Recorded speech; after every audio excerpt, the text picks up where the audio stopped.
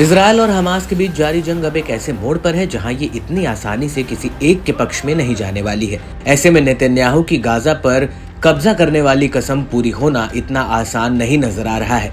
जंग के दौरान ऐसे कई मौके आए हैं जब इजरायल को भी नुकसान हुआ है और इसके लिए नेतन्याहू अपने ही देश में घेरे भी गए हैं। कभी विपक्षी राजनीतिक दलों द्वारा तो कभी अपने ही देश में हुए उनके खिलाफ प्रदर्शन से। इस सब के बावजूद भी मध्यस्थता का ख्याल शायद ही कभी इजरायल के जहन में आया है।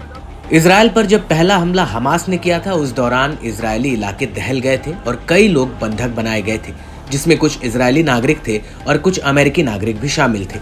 केवल युद्ध विराम ही इन बंधकों की रिहाई का एक रोड मैप था, लेकिन इजरायल इसके लिए भी जल्दी तैयार नहीं हो रहा है, जिसके लिए इजरायल के अंदर ही कई बार नेतन्याहू को विरोध का सामना करना पड़ा है और इसी कड़ी में अब इजरायली सरकार में अंदरूनी लड़ाई शुरू हो गई है। जी हाँ, रिपोर्ट के मुताबिक इजरायल के प्रधानमंत्री बेंजामिन नेतन्याहू और रक्षा मंत्री योव गैलेंट के बीच अब विवाद हुआ है, या यूं कहें कि एक आपसी मतभेद हो गया है।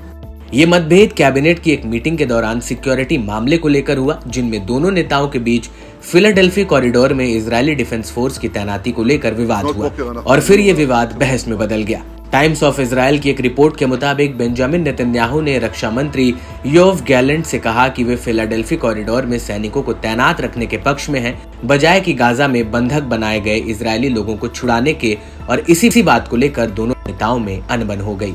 गैलेंट और सुरक्षा प्रमुखों ने मीटिंग में अधिक समझौता करने के लिए नेतन्याहू पर बार बार दबाव डाला। खास तौर से फिलाडेल्फिया कॉरिडोर के संबंध में उन्हें डर है कि प्रधानमंत्री के सख्त रुख से ये सौदा विफल हो सकता है।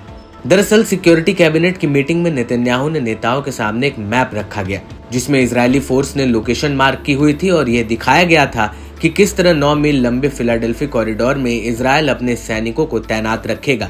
इसी मुद्दे पर सीजफायर के पहले चरण में गाजा से बात होगी।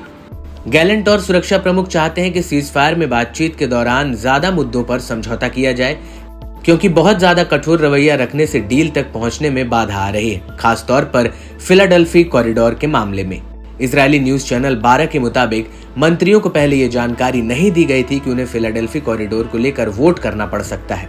गैलेंट ने नेतन्याहू से पूछा कि ऐसा करना क्यों जरूरी है। उन्होंने मंत्रियों से कहा कि हमास इसके लिए तैयार नहीं होगा, यानी कि समझौता नहीं होगा और ना ही बंधक छोड़े जाएंगे, जिस पर नेतन्याहू ने कहा कि यही फैसला है। हालांकि ये बहस इतनी बढ़ गई थी कि नेतन्याहू ने टेबल पर हाथ जोर से दे मारा था। ऐसे में अब सवाल यह है कि आखिर नेतन्याहू फिलाडेल्फी कॉरिडोर पर नियंत्रण क्यों चाहते हैं।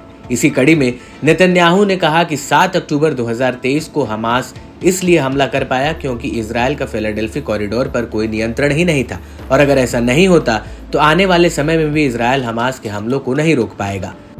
और अपनी इस बात के समर्थन में नेतन्याहू ने कहा कि उनका स्टैंड हमास को डील के लिए मजबूर कर देगा, क्योंकि उनके पास और कोई ऑप्शन नहीं है। हालांकि इस दौरान नेतन्याहू अपनी बात पर अड़े रहे। आपको बता दें कि इस महीने की शुरुआत में हमास ने 6 हफ्ते के सीजफायर पर सहमति जताई थी, लेकिन इस दौरान दोनों पक्षों के बीच आने वाले चरणों के लिए बातचीत होनी थी। हालांकि गैलेंट और नेतन्याहू के बीच पैदा हुआ मतभेद इजरायली सरकार और खास तौर पर भविष्य में नेतन्याहू के इजरायल के नेतृत्व को लेकर बड़े सवाल खड़े कर रहा है।